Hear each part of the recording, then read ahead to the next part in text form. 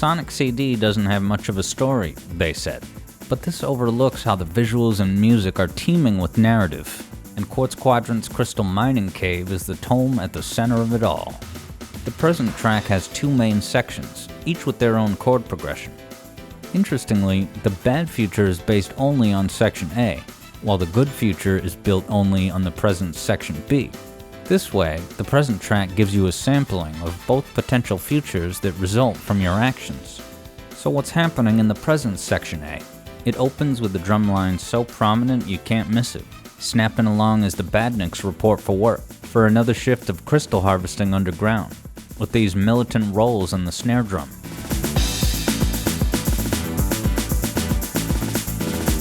And don't worry, no wrist injuries were reported during the making of this soundtrack. Instead of risking carpal tunnel by tapping rapidly up and down, snare hits this fast benefit from elasticity and bounce physics, just like our blue protagonist, because a properly tuned snare drum provides elastic bounce just by using the planet's gravity. Like how ping pong balls behave. But applying some wrist pressure can increase that bounce speed, getting you a lightning fast hit rate without spraining a joint. And the intro's lead-in to Section A explodes with some blatant rim shots. That technique where you hit the snare drum head and the rim simultaneously, for that distinctive metallic whack. And in this track, it's more rim than snare head.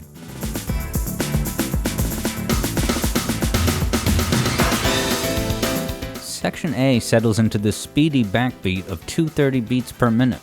We should expect this in a level where the floor itself compounds your speed, which Tails certainly appreciates. I'm being propelled forward! Now I can keep up with Sonic! The chord progression is an ongoing Dorian vamp of chords 1 and 4, and the arrangement provides a fantastic call and response between the two lead instruments. When featuring the piano and brass leads so prominently in the same section, it helps if each instrument takes its own turn to be the focus of attention, so they don't clutter up the song by stepping over each other. Each time the piano declares its pentatonic walkdown shape, the brass responds in kind, and it is within this incubator that the Sonic Mania sound was born.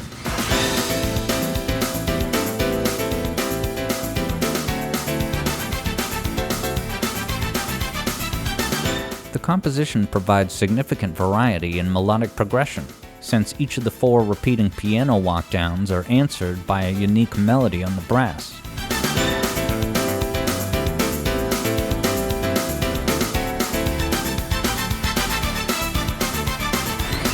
This variety of melodic responses foreshadows the freeform style of the past track, especially the 4th and final, pushing higher and higher to the 3, 5, Dorian 6, past the octave to peak at the 5, with a crash cymbal to toss you into Section B.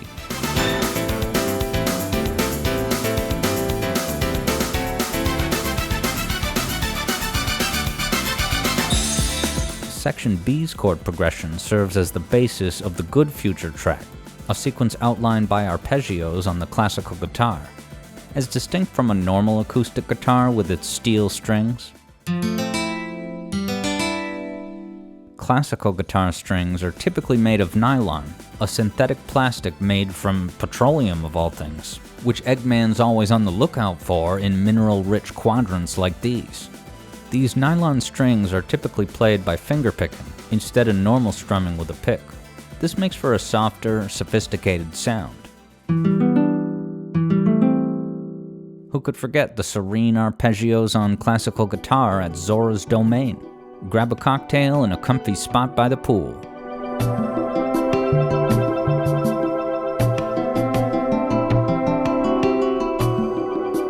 These arpeggios outline the chords that will recur in the Good Future, propelling Sonic along at ice-skating speeds on the mine's conveyor belts.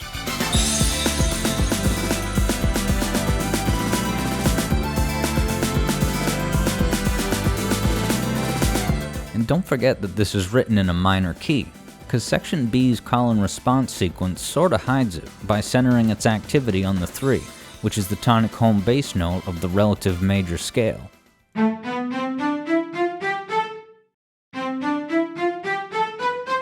All of these notes are in the minor scale, but they're used in a way that suggests major scale behavior.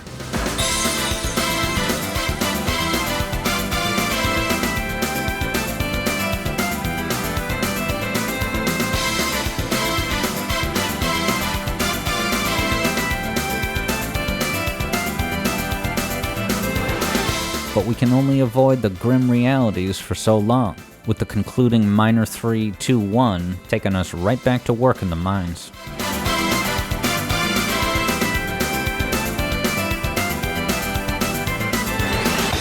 So, let's see what's at stake in the futures that stem from the present track's two sections. Now, the bad future is built solely on Section A, but in this timeline, the call and response format becomes call and nothing. There's no response. It's just Robotnik's word now, the new law of the land.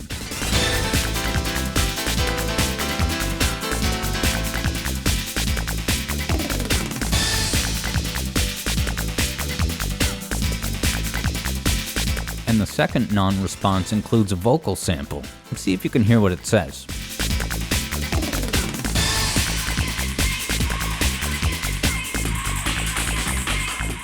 Yes, that's correct. The words aren't "whoa, we're gonna get this place." A sample that was chopped up and looped in the intro to N-Joi's techno track, Adrenalin.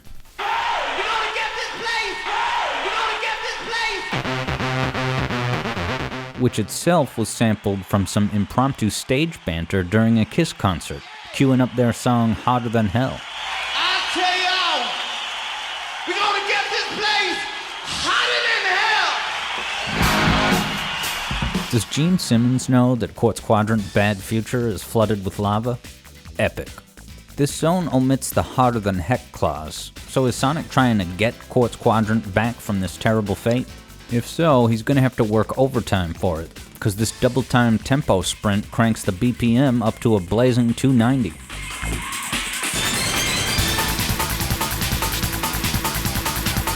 And this great effect on the bass makes it sound like bubbling lava. And the syncopated pull, just 1/16th note before the next measure begins, it just massages the musical brain. Who knew lava could relieve headaches?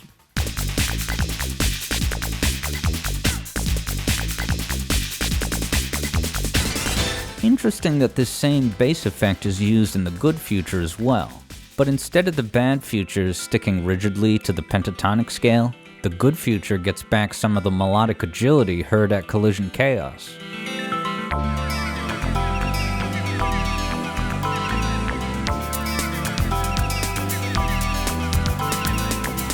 With these syncopated pizzicato strings and the return of the present's response melody, welcome to a Hollywood so deluxe that even the red carpet moves.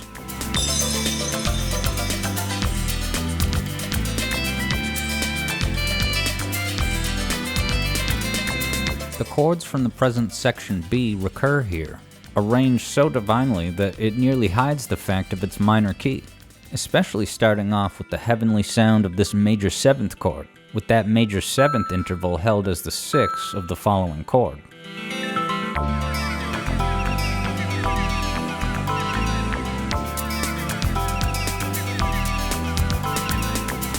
And there's even more narrative clues in the audio, because with the ecosystem preserved, these seagulls are partying like it's $29.99.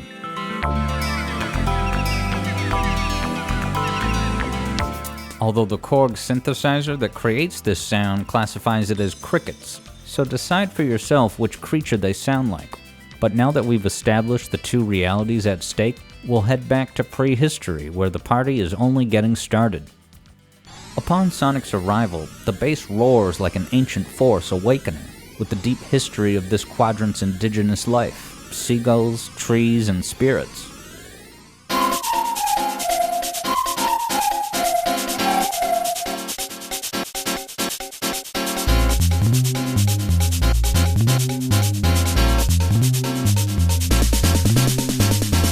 These bass jumps sidestep the tonic, instead outlining the 9, 7, and 5 that make up the 9th chord shape.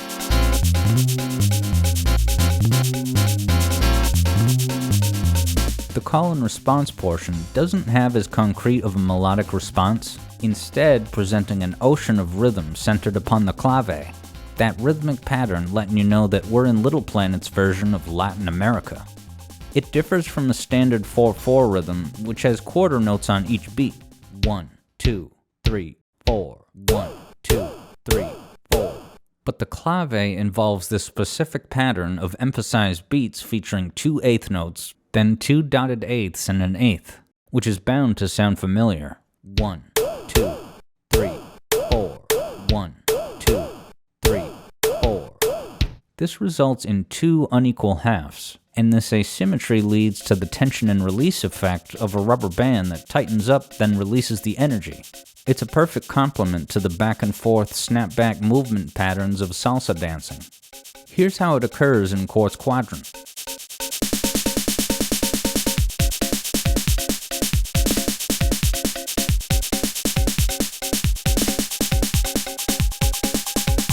Now in this level you can see that every other measure takes the last note and does a syncopated split from where the note would otherwise be.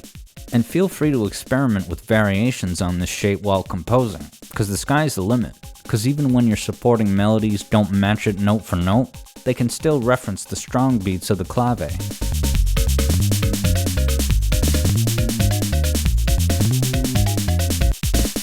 That supporting line kicks off in section B, and the lead melody during this portion bears a strong narrative presence. This minor-keyed lament communicates the concerning plight of the natural natives, looking to Sonic to step up when it counts.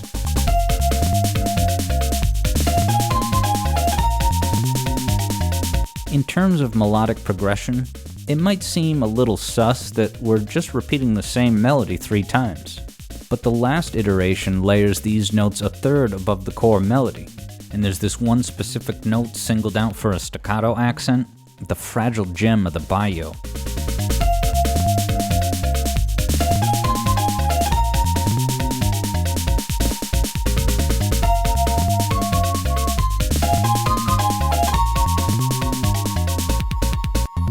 But Robotnik has already begun the takeover of these natural resource reserves, and with the potential apocalypse brewing in the cards, the native population's gonna party like it's 1999. One last chance to boogie like the Rave Scene in The Matrix Reloaded. So get your dance shoes, cause it's time for the improvisational solo that's the reason you're all here.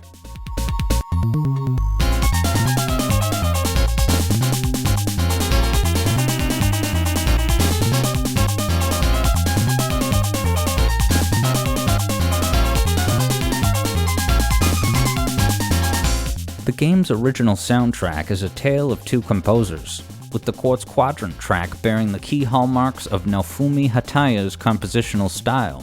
If there's an adventurous solo in this game that's captured your imagination, it's probably his.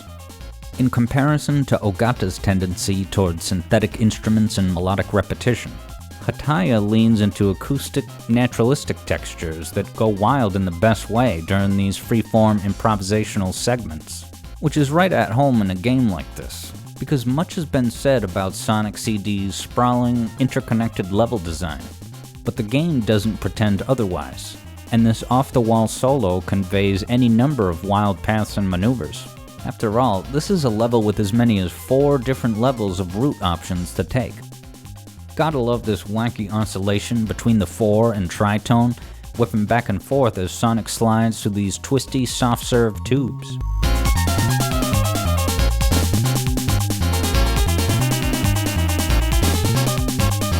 And the crowning moment, as Sonic closes in on the generator, parallels the gradually ascending melody peaks from the present.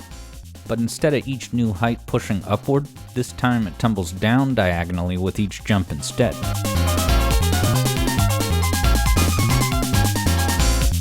We can say this section has an improvisational feel, but it's not like Hataya just did some one-take riffing on the fly, because every note is deliberate, just as every slope angle and spring trajectory is calculated too. The ultimate playground for you to improvise in paths you don't often go to, when a time travel slip-up requires a detour. The US soundtrack's past music is equally majestic, while the present and future themes take the hard rock approach. Get it?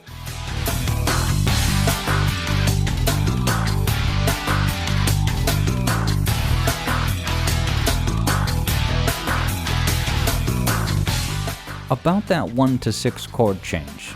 It's one of the smallest movement chord changes you could make because there's 2 common tones shared between the chords, 1 and 3, which are super important notes.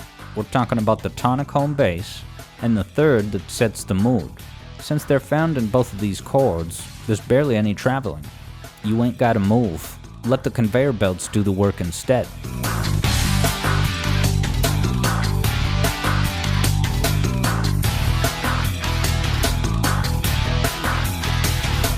The rhythm might seem like it's an adventurous, odd-numbered time signature, like the 5/4 in Klonoa's first level.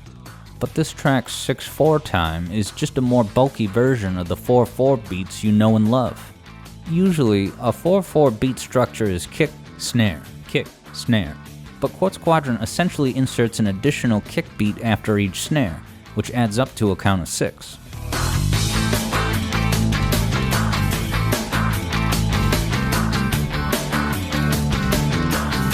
Section C maintains this time signature, but with a more traditional kick-snare backbeat, and even then we're used to hearing these in groups of 4 instead of 3, so it abruptly pulls you into the next measure.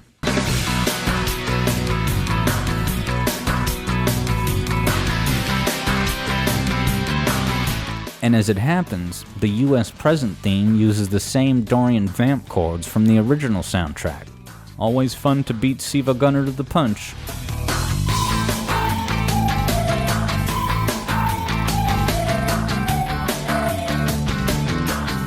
The good and bad futures both begin with a similar intro, 15 seconds of floating in the digital ether before the main beat kicks in. Both sound pretty much the same except for the bad futures use of the 1 and minor 3.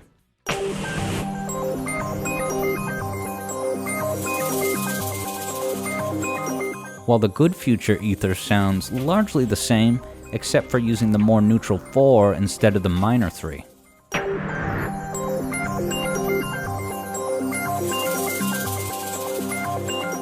Beyond that, these intros sound the same, which is especially out of place, considering you typically hear these future tracks only in Act 3, during the 20-some seconds it takes to get to the boss.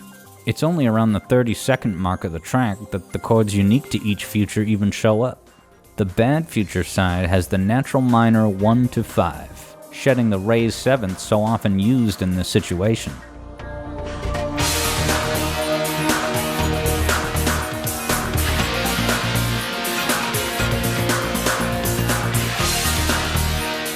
The good future's kind of funny in comparison because instead of dropping to the 5 minor triad, it just maintains the tonic chord instead, and then climbs up a triumphant step to a Lydian 2 chord.